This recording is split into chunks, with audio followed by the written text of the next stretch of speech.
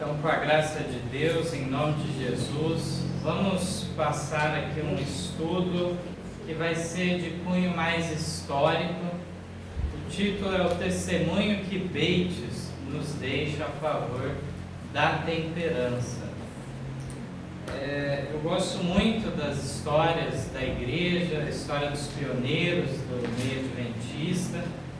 Creio que tem preciosas lições para nós no exemplo daqueles homens que não foram perfeitos, mas eles, digamos assim, não negaram com as obras a fé que tinham, mas confirmaram, foram ferozes na defesa da verdade e em praticá-la.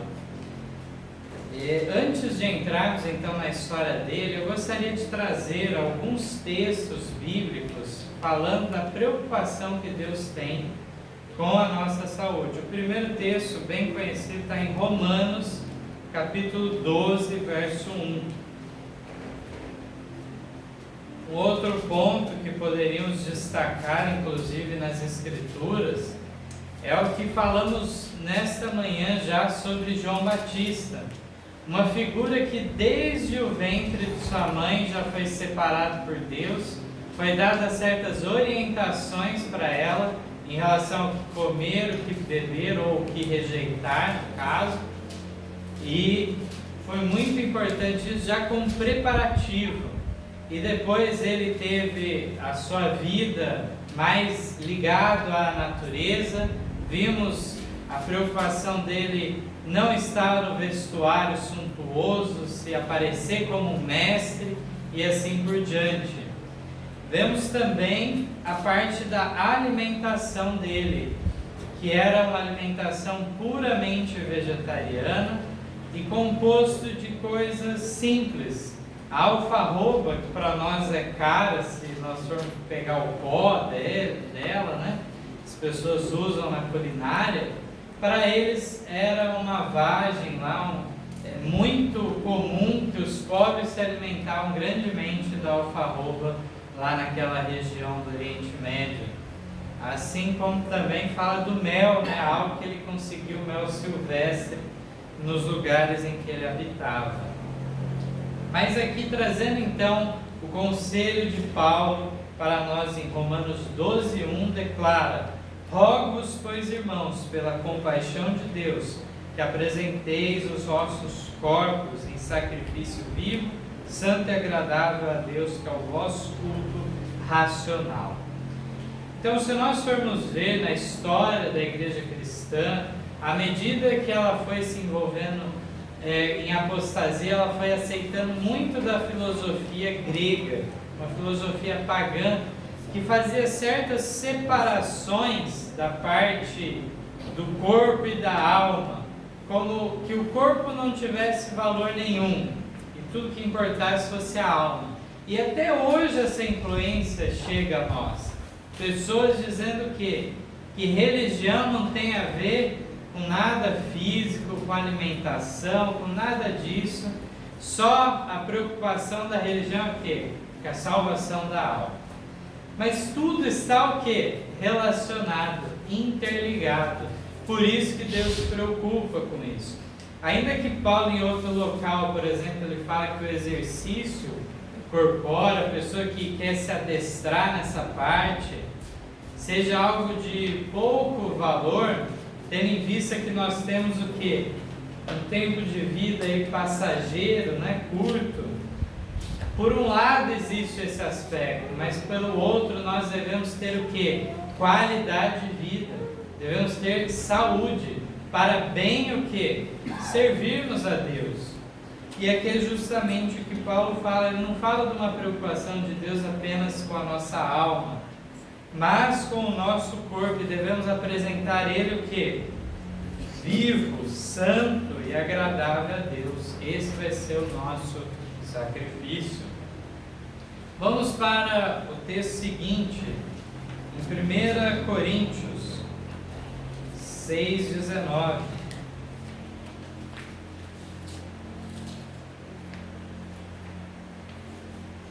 1 Coríntios 6:19 e o verso 20 também.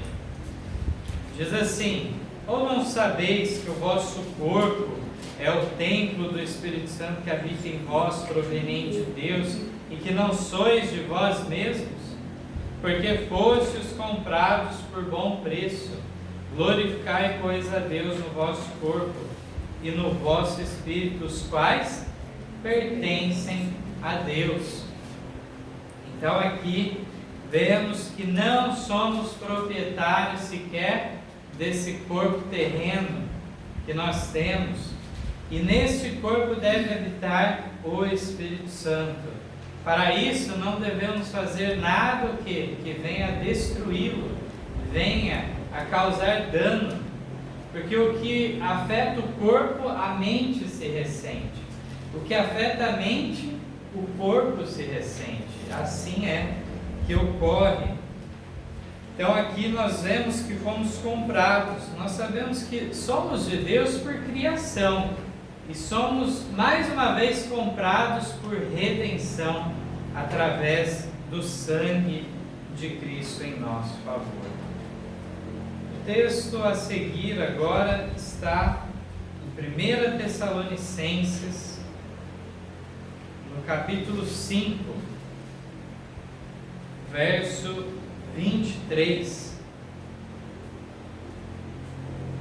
1 Tessalonicenses, capítulo 5, verso 23, que declara da seguinte maneira: e o mesmo Deus de paz vos santifique em tudo, e todo o vosso espírito e alma e corpo sejam plenamente conservados e irrepreensíveis para a vinda de nosso Senhor Jesus Cristo. Aqui nós vemos que sequer há um dualismo de corpo e alma, que a Bíblia apresenta é corpo, alma e espírito. Poucos sabem explicar a distinção dessas coisas, e Deus pede uma santificação desses três itens. Pede então que estejamos preparados para a vinda dele.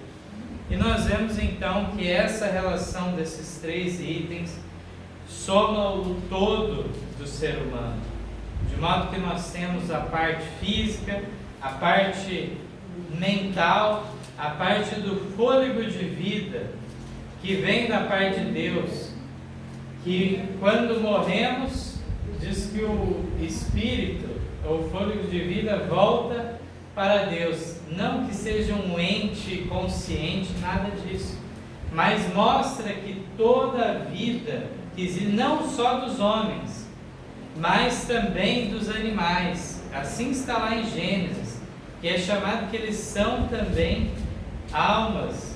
E então, nesse sentido, nós vemos que os animais, os seres humanos, todos eles compartilham uma vida que tem uma só fonte, que é Deus.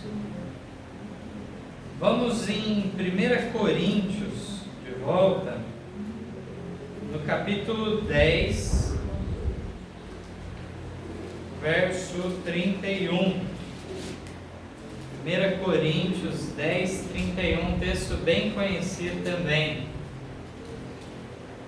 Portanto, quer comais, quer bebais, ou façais outra qualquer coisa, fazei tudo para a glória de Deus. Então esse texto é muito significativo para nós ver como que Deus se preocupa em todos os detalhes de nossa vida. Eu costumo sempre corrigir algumas pessoas que às vezes leem esse texto incorretamente e entendem: olha, não importa o que você fizer, comer, beber, tem que ser com a glória de Deus, com a graça de Deus. O texto não fala isso.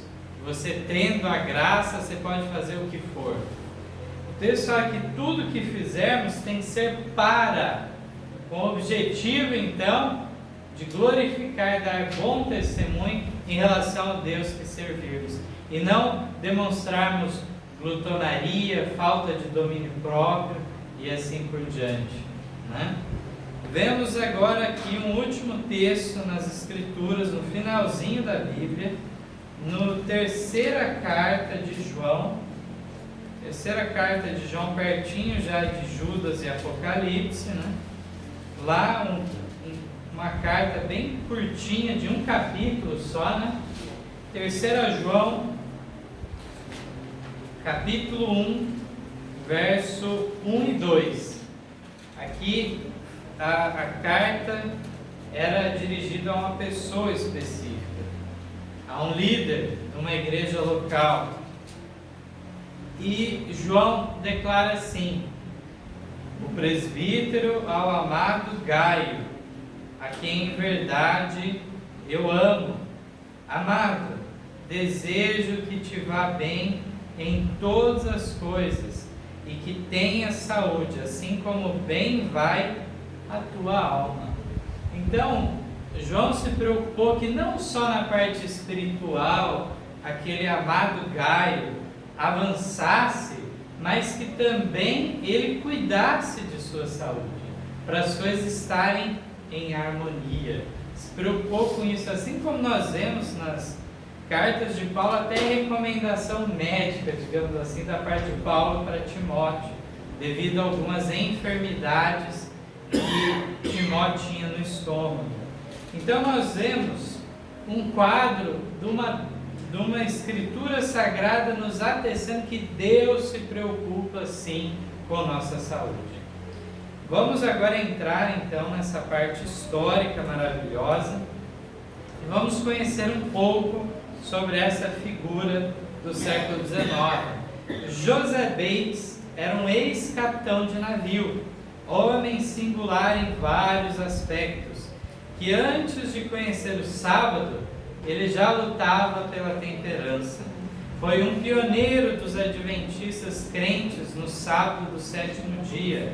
E além disso, seu papel como um dos fundadores da igreja foi decisivo, principalmente influenciando doutrinariamente a igreja. Ele apresentou o sábado com grande vigor, convencendo a muitos. Aprofundou o entendimento da mensagem do terceiro anjo em ligação com o tema do grande conflito entre Cristo e Satanás, e que no centro dessa luta estava a identificação e obediência do verdadeiro sábado, que é o do 7º dia, desenvolvendo por conseguinte o tema do selamento do povo de Deus. Então veja a importância dele nesses assuntos doutrinários para a igreja. Ele que aceitou o sábado até mesmo antes, de Tiago White e Ellen White. Ele que apresentou a mensagem para eles. Inclusive a história conta, pela primeira vez que aquele casal White ouviu o assunto, eles o irmão Bates está querendo destacar muito um mandamento, tem 10 mandamentos. Veja o raciocínio pobre que eles tiveram naquele momento. Mas qual que era o mandamento que estava sendo esquecido? O 4º mandamento do sábado. Por isso a necessidade de tal ênfase. Logo eles vieram a compreender e aceitaram, e posteriormente Ellen White recebeu uma visão em relação a isso, confirmando esses pontos que José Bates já tinha achado na Bíblia. Essa questão do selo de Deus ser o sábado, a questão dos 144.000, o conflito que está quase no seu término entre Cristo e Satanás e assim por diante. Então, no ano de 1821, diz que José Bates começou a ter a consciência despertada para a temperança. Ele havia se tornado comandante de navio há pouco tempo, quando começou a rejeitar o tomar bebidas alcoólicas, hábito tão comum aos homens do mar, inclusive o beber as mais fortes. Ele começou a sua reforma impondo o limite de 1 copo por dia, e isso ele fazia ao meio-dia. Então ele procurava criar regras para ele não passar da conta, ser temperante. Então ele determinou o limite de 1 copo por dia. Mas aí diz que ao decorrer do tempo ele começou a sentir necessidade tamanha que preferia tomar um copo de bebida a se alimentar. Foi assim que, em vez de retroceder, decidiu por fim nunca mais beber outro copo. Apenas bebia vinho em companhia de outros, por isso ser elegante. Entretanto, não demorou muito para até mesmo o uso do vinho, de forma social, né, fosse retirado de sua dieta também. Ficou convencido do erro de fumar e resolveu então não usar o fumo de nenhum modo. Ele teve duras batalhas que enfrentar, principalmente devido aos diversos hábitos errôneos dessa vida de marinheiro. A linguagem torpe, a blasfêmia, foram defeitos de caráter que ele se esforçou para se libertar. Muito comum, né, uma linguagem rude, e ele foi refinando a sua linguagem.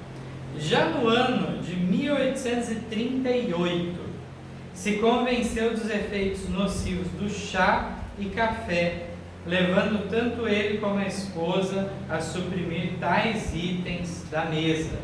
Aqui nós nos referimos, né, ao chá verde, ao chá mate, que são estimulantes. Sabemos que tem ervas medicinais importantes para nós, mas há também aquelas que são estimulantes, assim como o café. E ele já em 1838, tendo essa base em favor da temperança, ele abandonou tais itens. Abandonou a alimentação cárnea em 1843. Ele finalmente tomou esse passo. Em certa viagem, Bates sofreu intenso sofrimento mental. Talvez ele tenha sofrido algum tipo de depressão. De qualquer forma, Bates, nessa ocasião, entregou totalmente seu coração a Jesus, entendendo que por si só não poderia vencer as lutas contra as tendências corruptas. Certo dia, em paz de espírito, a bordo do navio, ele deixou registrado uma súplica a Deus. Olha o que ele escreveu: usa-me, Senhor, eu te imploro como instrumento de teu serviço. Conta-me entre o teu povo peculiar. Ele não imaginava que essa oração seria atendida em anos futuros de forma surpreendente. O fato é aquele que foi um dos pioneiros desse povo peculiar, guardador dos mandamentos e que seguem a fé em Cristo, como está profetizado em Apocalipse 12, 17, 14 e 12. Aqui diz assim, que naquela época a maioria dos pioneiros frequentemente estavam enfermos. Na verdade, como John Andrews certa vez disse, imaginávamos que a dor de cabeça, dispepsia, que é indigestão, né, náusea, febre, etc., eram em sua maior parte coisas totalmente fora de nosso controle. Você não tinha o que fazer. O conhecimento deles quanto à necessidade de melhor alimentação e estilo de vida era mínimo, se não inexistente.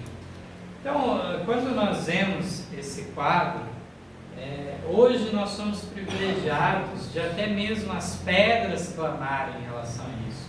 A gente vê o mundo muitas vezes avançando em questões de saúde, né? Mas nós estamos falando em tempo de mais de 150 anos atrás. E aí vemos que nessa época muita coisa não tinha comprovação científica. Tantos conselhos que Ellen White deu no Ciência do Bom Viver, que veio 50, 80, 100 anos depois que a ciência médica foi dar razão. Muitas vezes a ciência médica da época era contra o que Ellen White falou, mas passou o tempo, avançou-se e se chegou à conclusão do que é a realidade. Aqui mais adiante diz ainda que por isso que provavelmente o único dos pioneiros que realmente tinha uma vida saudável era o velho capitão José Bates. Vemos que os outros não ligavam a alimentação com os problemas de saúde, achavam que era uma questão fora do controle. Então José Bates era realmente o pioneiro saudável, os outros tinham vários problemas.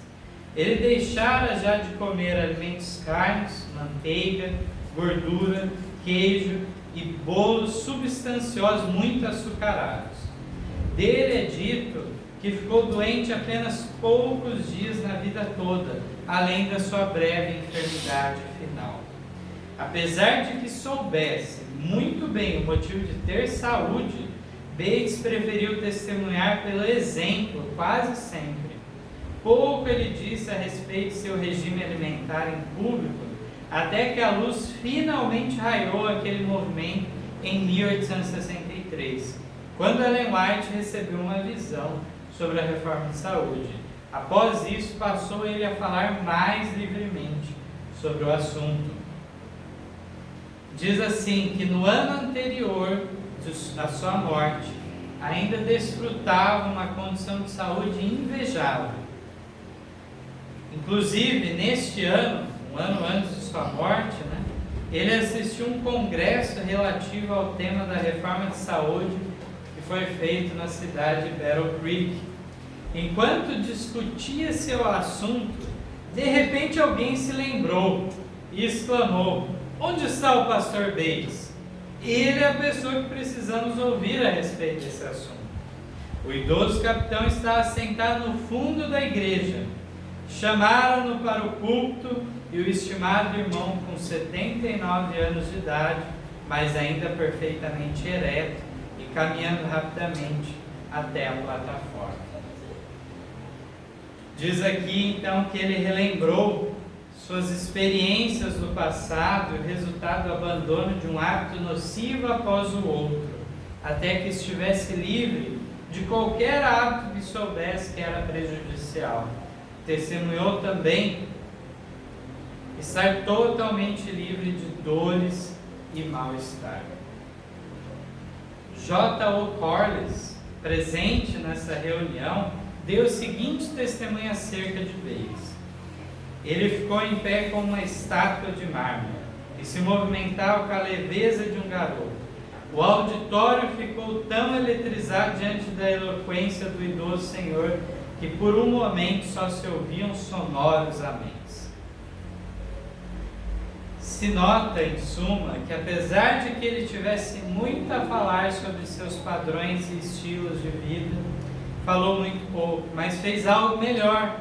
Deu-nos um exemplo de viver saudável, na prática, não meramente teórico. A simples presença dele era uma constante advertência em favor da temperança. 2 anos após a morte de sua amada Prudence Nye, Joseph Bates foi chamado ao descanso em 19 de março de 1872, aos 80 anos de idade. Foi sepultado ao lado da esposa em Monterey, Michigan. Eu tenho para mim, irmãos, que Deus é que escolheu a hora de retirar ele. Vemos que ele não foi tão longevo, foi até os 80 anos, mas com certeza Deus escolhe a hora para os seus servos ficarem livres de certos problemas também, que viriam a surgir na igreja, dali em diante. E ele então não passou por aqueles problemas que viriam sobre a igreja. Teve uma vida que, como vimos, quase nunca ficou doente. Um ano antes estava com a saúde em dia. É umas coisas impressionantes. Finalizando então, irmãos, uma mensagem final de uma resolução de pesar feita em uma reunião da Associação do Michigan em homenagem a Joseph Bates. Gostaria de ler essa homenagem que eles fizeram naquela ocasião e que tragamos para as nossas vidas hoje. Diz assim: embora lamentamos profundamente a nossa perda, relembraremos os seus conselhos, imitaremos suas virtudes e nos esforçaremos por encontrá-lo no reino de Deus. Seja esse também o nosso desejo. Sabemos que essa trilha primeiro foi passada por Cristo, e Cristo tem levado muitos por essa trilha que Ele abriu, e que possamos estar entre esses, porque Deus está à disposição de nós para nos libertarmos dos maus hábitos, para nos libertarmos de modo não só da culpa do pecado. A culpa do pecado Ele já pagou na cruz por nós, mas Deus quer fazer mais por nós. Ele quer nos libertar do poder do pecado em nossa vida, para andarmos em santidade diante dele. Agradeço muito a Deus pela oportunidade dessa manhã estar aqui, gozando de vida e saúde, apesar de todas as negligências nessa área. Mas Deus tem sido misericordioso comigo e que daqui em diante possamos avançar cada dia mais. É esse o meu desejo de oração. Amém.